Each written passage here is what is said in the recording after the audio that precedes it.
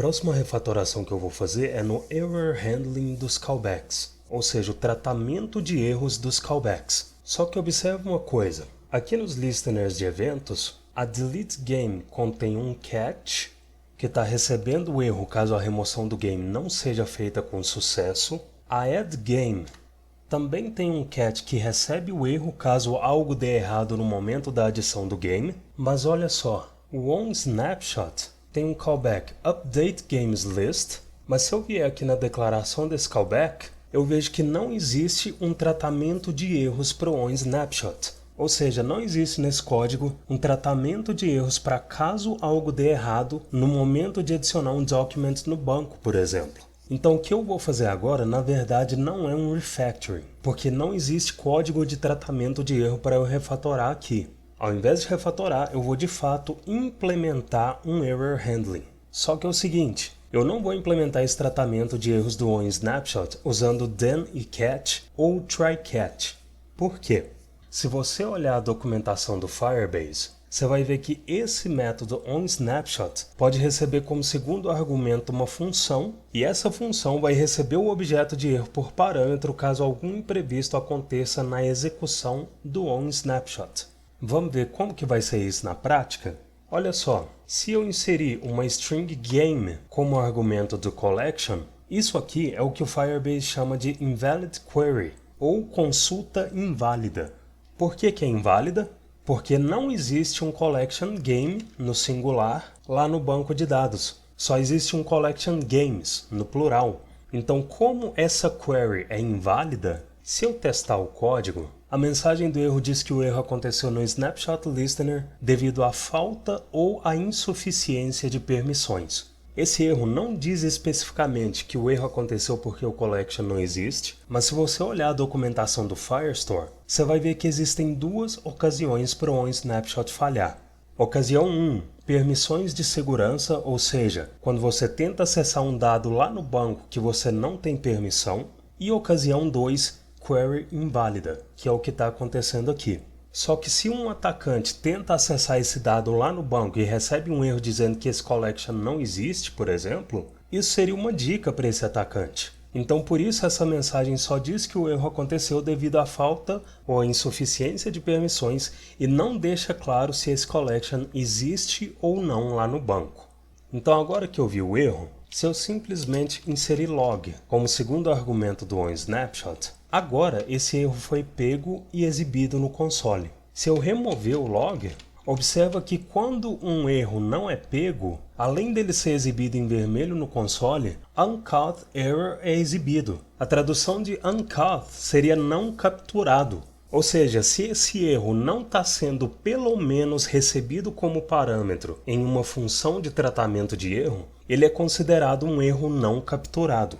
Então, para capturar esse erro, acima desse listener, eu vou inserir uma const que eu vou chamar de handle error onGamesUpdate, que recebe uma função com o parâmetro e, que representa o objeto de erro, que exibe o erro no console. Obviamente esse log é só para a gente visualizar e poupar tempo. Em uma aplicação para produção você geralmente vai exibir uma mensagem na tela para o usuário. Se eu referenciar a handle error onGamesUpdate como segundo argumento do onSnapshot, o erro é capturado e exibido no console, e se eu inserir o nome certo do collection, agora a query é válida e as LIs voltam a ser exibidas, beleza? E claro, se é só para exibir o objeto de erro no console, eu poderia só referenciar a log como segundo argumento do onSnapshot. Mas eu preferi criar essa função também pelo exercício de criar um nome para essa função, porque nomear é uma das coisas mais complexas em programação, então é fundamental treinar essa habilidade. Então agora que eu implementei a função que trata erros no momento de atualização na lista dos games, e eu não estou preocupado em tratar todos os casos imagináveis de erros, porque eu vou falar disso em outros vídeos, em outras oportunidades em que eu falar sobre TDD, agora eu vou refatorar a delete game e a add game para que ao invés delas usarem then e catch, elas usem async await. Por que eu vou fazer isso? É porque é mais moderno? Também. É porque o código final vai ficar com menos linhas? Não necessariamente. E tá tudo bem, a diminuição de linhas não é o mais importante em um refactoring. Eu vou refatorar para 508 porque, na minha opinião, o código vai ficar mais legível. E ele vai ficar mais legível porque ele vai ter menos alinhamentos e invocações de métodos. Isso vai possibilitar que ele seja lido como se fosse um código síncrono. E só lembrando, a 508 é uma abstração de promises. Ou seja, para você entender a 508, você precisa entender promises. Se você ainda não sabe como operações assíncronas, promises e a 508 funcionam, dá uma olhada nas aulas complementares que eu vou deixar na descrição, beleza? Então, para refatorar a delete game, eu vou inserir async antes do parâmetro e, antes do if, eu vou inserir um try catch. Afinal de contas, eu preciso tentar executar um código assíncrono e caso ele lance algum erro, eu preciso pegar esse erro, posso abreviar esse error para e, vou copiar o log dentro do catch e vou inserir dentro do catch do try catch. Posso remover esse catch daqui, vou mover essa invocação do log para fora do then, não preciso mais desse then, e para tentar executar a operação assíncrona de deleção do game, eu vou mover esse if para dentro do try, não preciso dessas linhas em branco, e vou inserir o await antes dessa expressão, que é a expressão que resulta na promise. Tanto é que existia um encadeamento de then e catch nessa expressão. Roger, mas você não vai armazenar o resultado dessa expressão em uma const? Não. Quero fazer nada com esse resultado. Até porque, nesse caso, essa expressão executa a deleção e resulta em uma promise, por isso que existe uma invocação do then encadeada nela. Mas essa expressão com o await incluso, nesse caso, vai resultar em undefined. Tanto é que se eu inserir uma const x que recebe o resultado dessa expressão, e aqui abaixo eu invocar log recebendo x, se eu vier aqui no browser adicionar um game e então deletar esse game, undefined é exibido. Por quê? Porque essa expressão deleta um document e resulta em uma promise que contém valor nenhum para ser aproveitado. Tanto é que o callback do then que estava encadeado nessa expressão não tinha parâmetro.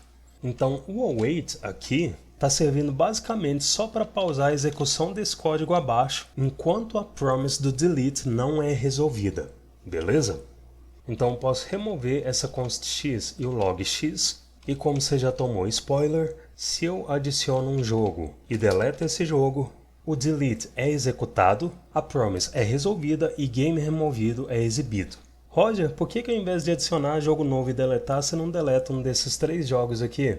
É porque esses 3 jogos são especiais para mim. Só de ver o nome o coração já começa a bater mais forte. Mas, meu coração bate ainda mais forte quando eu vejo um código que pode ficar mais legível. Sabe por quê? Porque eu posso remover um nível de alinhamento, de indentação aqui desse try. Como que eu faço isso?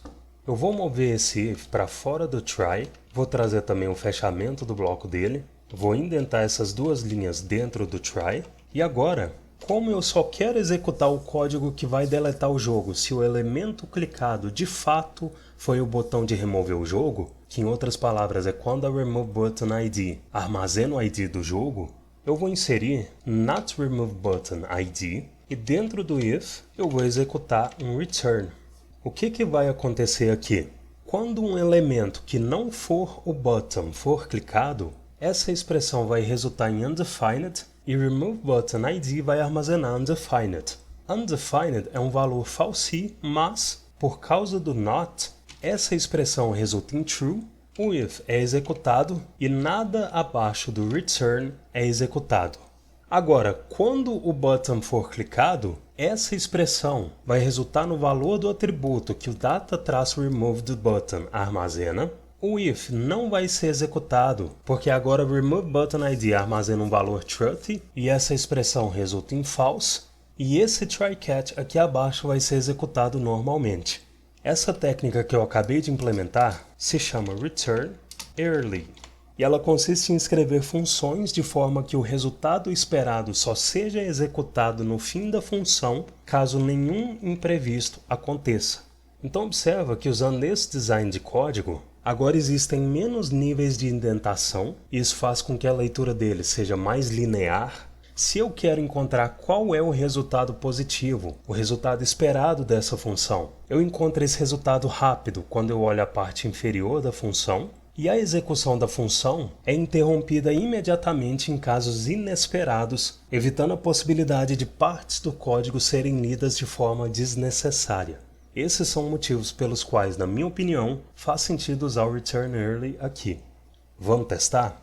Primeiro eu vou testar o catch, então se eu inserir game, que é um collection que não existe, e clicar em deletar um game, o erro é exibido no console, então o catch continua funcionando. E se eu inserir um collection que existe no banco, se eu adicionar um jogo agora e clicar em remover, o jogo é removido normalmente, e se eu clicar em qualquer elemento da LI que não seja o botão, nada acontece, e isso quer dizer que o if também está funcionando. Então olha só, eu poderia fazer o mesmo tipo de refatoração aqui na Add Game, usando Try Catch também, mas antes eu quero te mostrar mais uma coisa aqui na Delete Game. É o seguinte, tem gente que acha o Try Catch feio, acha meio ruim para ler, porque ele tem fechamento e abertura de bloco em uma linha só, enfim. Tem pessoas que acham que esse código já está ótimo, e tem gente que acha que dá para melhorar mais. E realmente dá para melhorar. Existe uma forma de eliminar esse try catch e deixar o código ainda mais legível, na minha opinião. E talvez a técnica que eu vou mostrar aqui agora, nesse caso, seja um over-engineering, seria matar uma formiga com uma bazuca. Por outro lado, eu não vou esperar o pior caso acontecer para te mostrar coisas legais, porque esse pior caso pode nunca acontecer e aí acaba que eu não vou mostrar técnicas interessantes para você.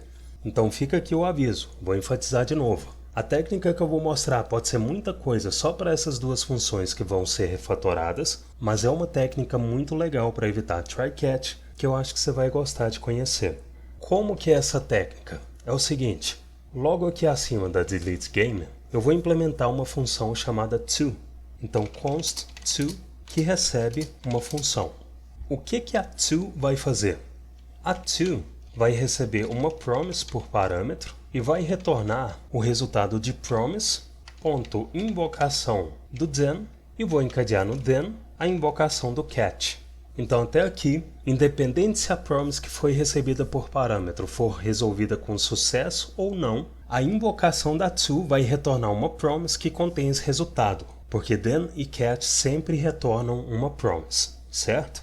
Então eu vou fazer o seguinte, para fazer o retorno do valor resolvido dessa promise recebida por parâmetro, como argumento do then eu vou inserir uma função de callback com o parâmetro result, e essa função vai retornar um array que contém no como primeiro item e result como segundo item.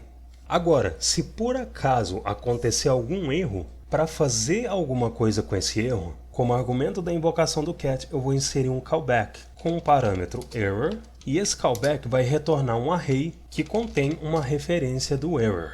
Com essa função simples desse jeito, eu consigo implementar basicamente a mesma funcionalidade de um try catch, mas de uma forma mais elegante. Como que vai ser isso? Primeiro, eu vou comentar esse try catch, só para manter uma referência dele enquanto eu refatoro. E olha só, abaixo desse if, eu vou inserir uma const x que recebe await e a invocação da to. Como a operação assíncrona que eu quero executar aqui e que vai resultar em uma promise é a deleção do game, eu vou inserir essa expressão como argumento da to, e como eu sei que a to sempre vai retornar uma promise, que por padrão resulta em um array em que o primeiro item do array ou vai ser null ou vai ser um objeto de erro, eu vou fazer um destructuring nesse array, e nesse destructuring eu vou inserir só a error. Por que eu não vou fazer um destructuring na result? Porque eu quero fazer nada com o resultado da promise do delete, até porque esse resultado vai ser undefined. Porém, se um erro acontecer, o erro vai ser recebido como parâmetro do callback do catch, o callback do catch vai ser executado e esse array contendo o objeto de erro vai ser retornado. Isso significa que abaixo desse destructuring eu posso inserir if error e dentro do bloco desse if, se error armazenar o objeto de erro, eu vou invocar a log e vou substituir esse e por error. Porém, se error armazenar null, isso significa que a operação de deleção correu bem, o if não vai ser executado porque null é um valor falsi, então abaixo do if eu posso executar log que exibe game removido.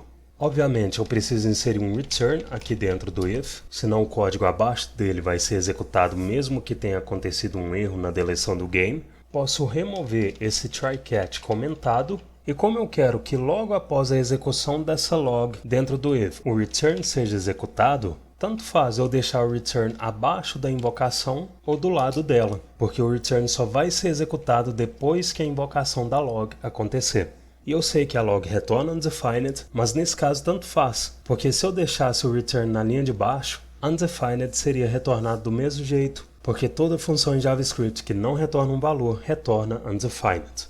Vamos testar? Se eu inserir um collection que não existe, vier aqui no form, adicionar um game e tentar deletar esse game, o erro é exibido no console, então o if está funcionando, e se eu inserir um collection que existe e tentar deletar esse game, o game é removido, então o refactoring que eu fiz na delete game não quebrou a aplicação. Agora, eu vou fazer a mesma coisa aqui na add game.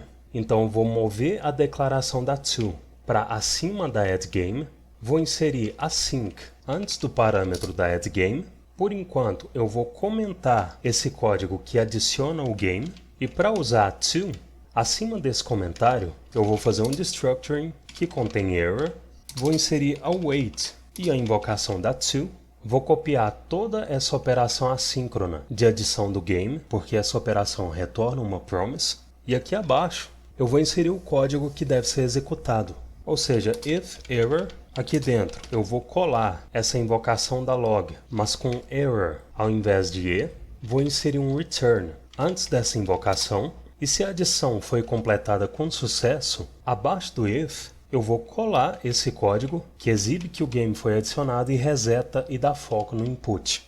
Feito isso, eu posso remover esse código comentado, e se eu inserir um collection que não existe, se eu preencher e enviar o form, o game não é adicionado, então o if está funcionando, e se eu inserir um collection que existe, quando eu tento adicionar um game, o game é adicionado, e isso significa que o refactoring que eu fiz não quebrou a aplicação, e além disso, agora eu tenho um código mais legível em relação à versão anterior que usava try-catch.